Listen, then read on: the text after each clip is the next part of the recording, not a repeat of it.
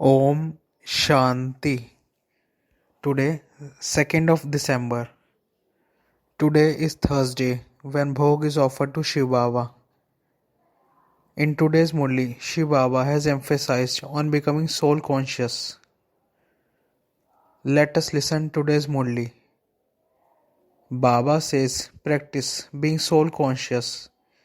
The more soul conscious you become, the more love you will have for the Father. You will remain very happy, your sins will be absolved, and you also have the regard for seniors. Baba says you have been body conscious for half of the cycle and you are now becoming soul conscious for half of the cycle. Baba says this body is to be destroyed whereas soul is imperishable. Soul is the truth and a living being, and so the Supreme Father, the Supreme Soul too, is the truth and the living being. He has the knowledge, so you souls too have knowledge. It is a great wonder how such a tiny soul has all the knowledge within him. Baba says, through this knowledge you will become the masters of the world. Baba says, in the golden age, they have natural beauty that attracts. Here, their body are made out of Satopradhan elements. Baba says, when you become soul conscious, your regard will increase day by day.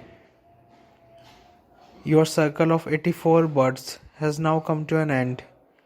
You now have to return home.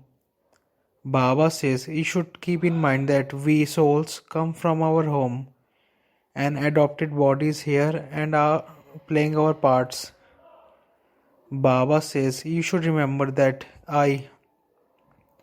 this soul, I am going to my home and I will then go to the golden age and claim my fortune of the kingdom.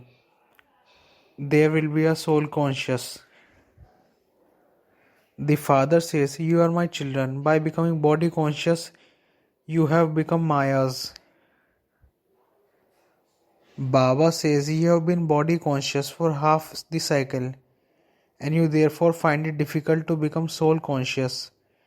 It does take a lot of effort.